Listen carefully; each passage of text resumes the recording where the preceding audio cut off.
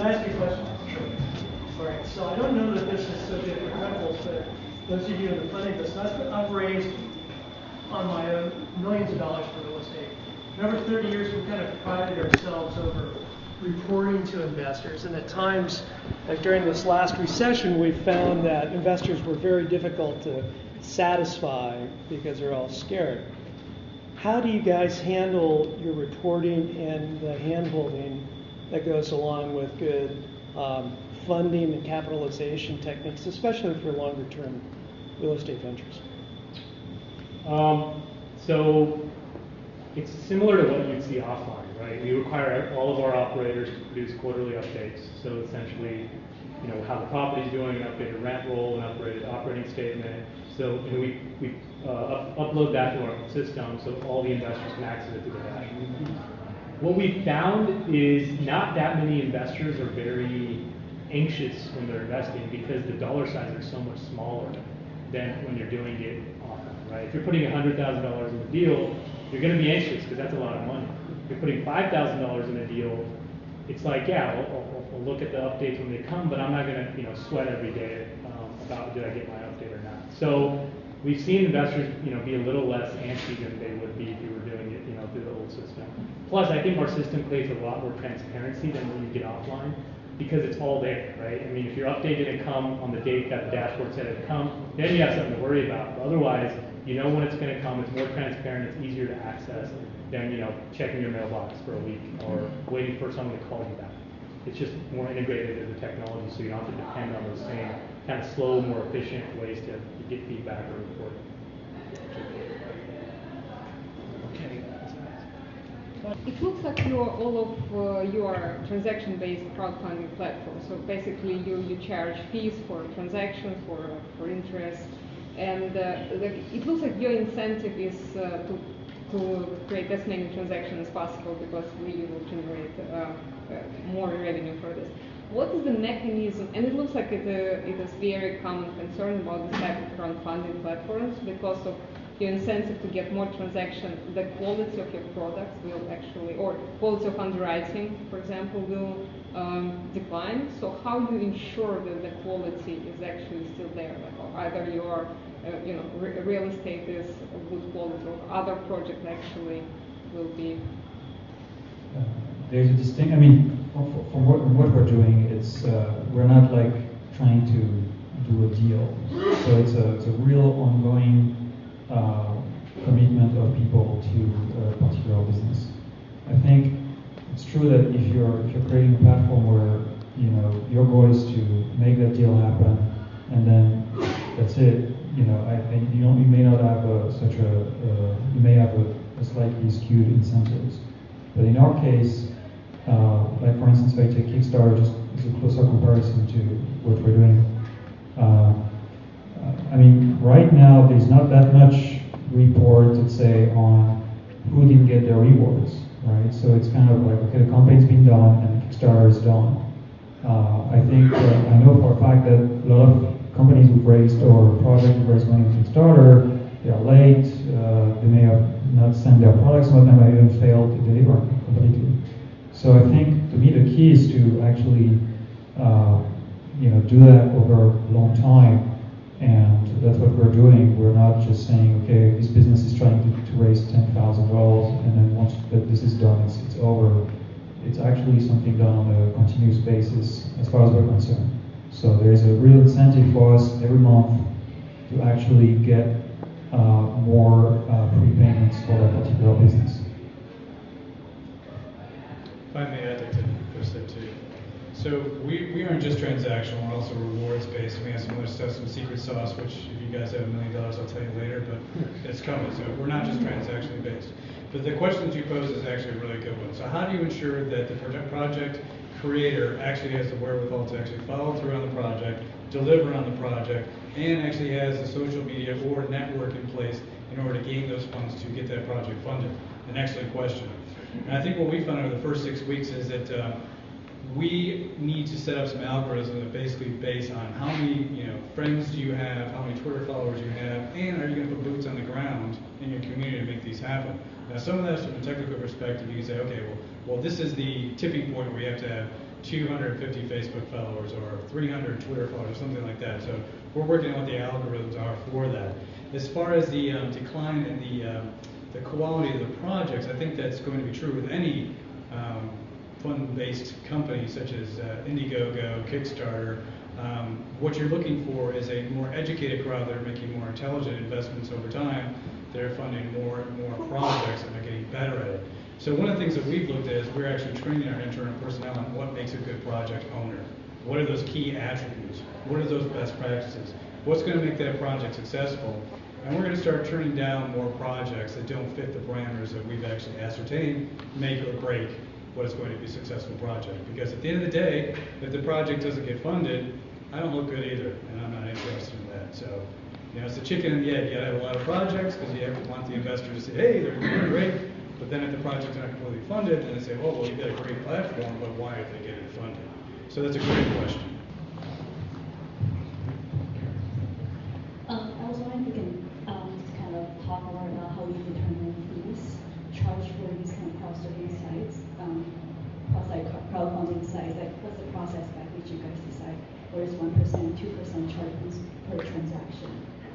Okay, so what we did is we actually, the question, I think I had a question over here was, are you only doing not-for-profit projects? And we do normal projects and not-for-profit projects. And originally we went through a company called Network for Good, which meant that we would take our transactional base, which is basically 5%, plus the transaction of actually taking in a credit card or some sort of a payment to fund that project.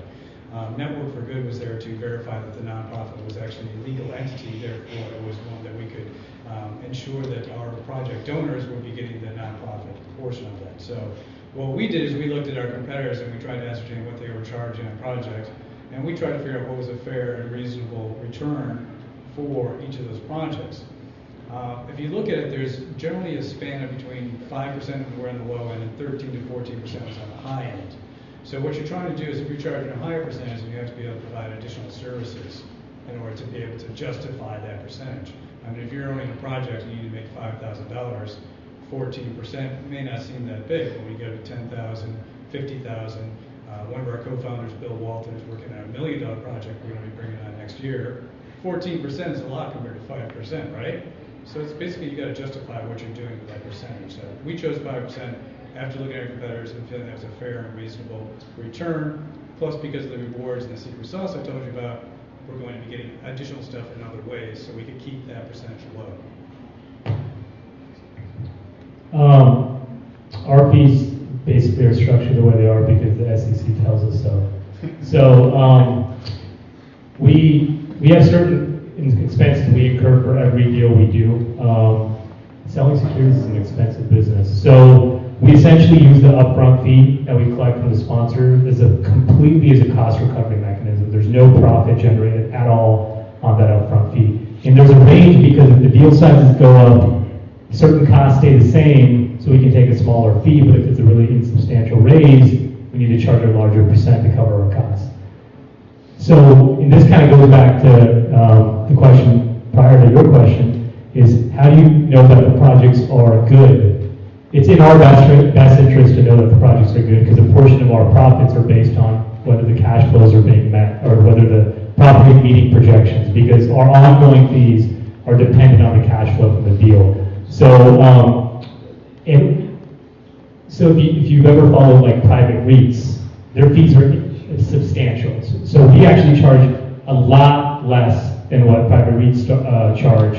And what's interesting is before a platform like ours existed, data on private real estate deals outside the private REIT, public REITs was very hard to find unless you were doing deals or you were involved in deals. So we're actually making that process a lot more transparent. Where someone that would have charged a 2% acquisition fee just to acquire the property may charge a little less because now there's 30 people in the deal scrutinizing that asset acquisition fee. So ours is a combination of what we need to recover our costs as well as what's market for a private real estate deal in the geography that we're focusing on. So our fees are, we also charge a fee on the amount raised. and right now it's 5%, and actually that includes the payment transaction fee.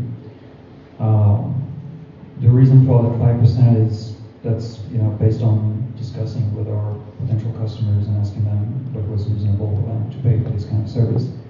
I think in our case, because we're kind of in between payments and investment, or we have to stay close to some of the expectations of the transaction fees. For instance, credit cards, which are about right now Square, for instance, charged to the 75%.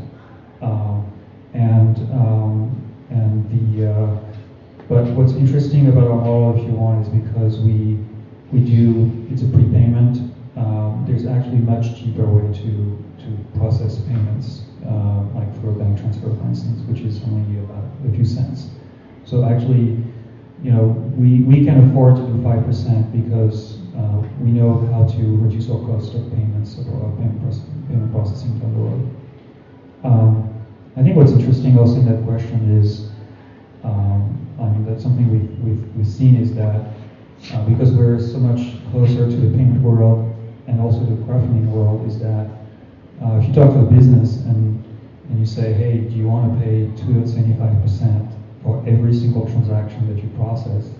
They're like, no, I don't want to pay anything, because they feel like it's a tax, right? But if you tell them, do you want to pay 5% or 7% or more for successfully raising money, that's a completely different value proposition. I would say that we're probably very cheap for the value we provide. The fees that, for instance, Indiegogo charges, if you charge a flexible funding and you don't reach your goal, are I think about 12%. So that's 9% plus 3% transaction fee. So it's pretty high, but again, if you compare it to a payment fee, it's because it's for fundraising, it's the value proposition, the perception of it is completely different.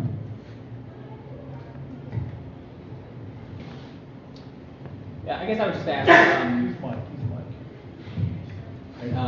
just now that you've all been live, what has been your biggest kind of user insight since you launched your product, seeing people actually using your platforms? Okay, well, I think I talked about it a little bit, and that was the project owner's capacity or capability to follow through on what they tell what we call the chief project officer. And I think that was a question over here. It has been a challenge because when I say, okay, well, I'm going to contact all my email friends, my Facebook friends, and Twitter friends, and then you're looking at the site, you're looking at the project, and you see 2 hits after 3 days, and you're like, well, hang on a second. You said that you were going to do X, Y, Z, and you haven't done anything. And so then, that person comes back and says, well, my project's not getting funded. And I said, well, this is a platform where you have to actually engage with your social media and your friends and your family.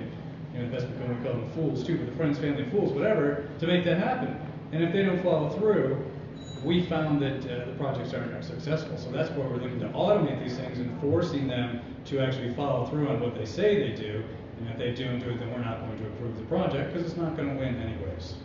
So users don't understand that they need to market their own projects. Well, we outright tell them, this is what you have to do. We are a platform, we are a vehicle, we are an opportunity for you to make that happen. But still, you are that person or the group of people. So I think most well-funded projects are usually 2 to 4 people to make it happen. You're the one that actually has to go out and make it happen. And they say, yeah, but then they don't actually follow through. So that's where we're finding the disconnect. And so what we're trying to do is automate that process, much like what you've done. You're forcing them, if you don't fit certain parameters, then we're not going to let you participate. And we're going to have to start doing that too, because the demographic we're looking for is a little bit different, and we are actually doing what's best for them. They just don't always realize it. Again, I think every platform is different and addresses different markets and different challenges. So the recipes, the hacks may not be transferable from one to the other. In our case, what we found out is that, basically it's not so much about social media and Twitter and Facebook, it's really about mailing lists. So if you have a business with several thousands of customers in your mailing list that you've been collecting over the years, you're probably almost certain to be successful from a crowdfunding standpoint. Because it's so much, it's a different, the social media is more like a stream.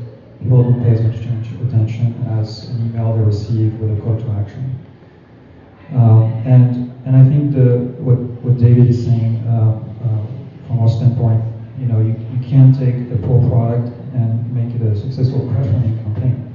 So, and I think everybody knows that. But you need to basically,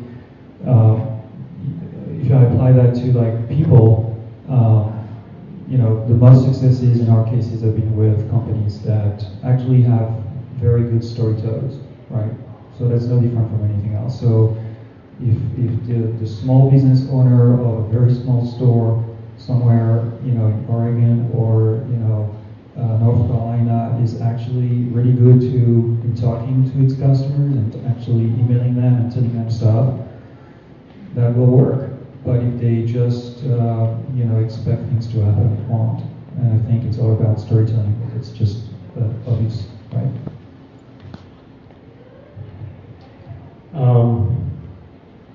We've learned a lot. So the first is really,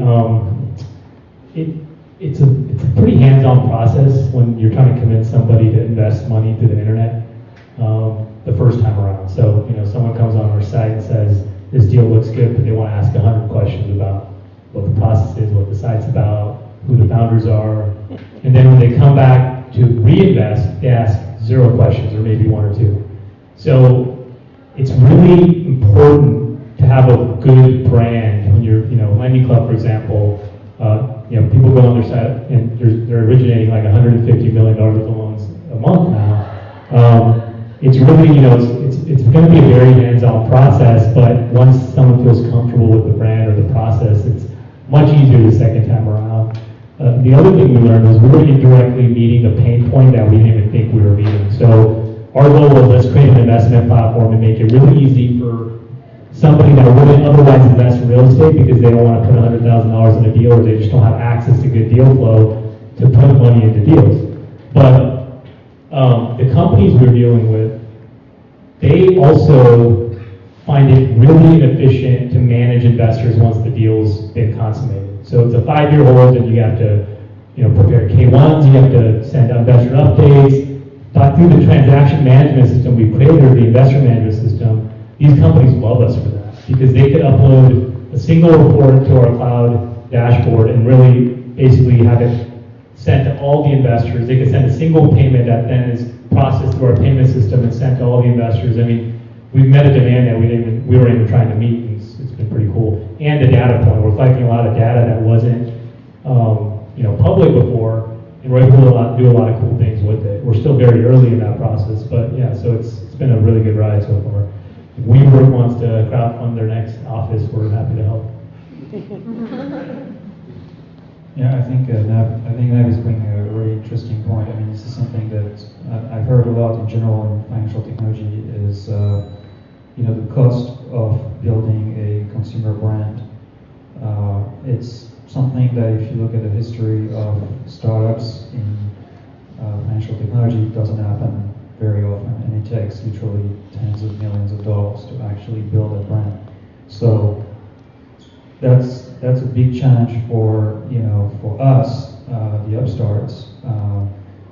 But it's a, you know, I don't know how things are going to play out, but it's definitely a real challenge, the branding aspect. Okay, guys, I'm going to wrap the panel up. Thank you very much. That was really interesting. Thank you very much.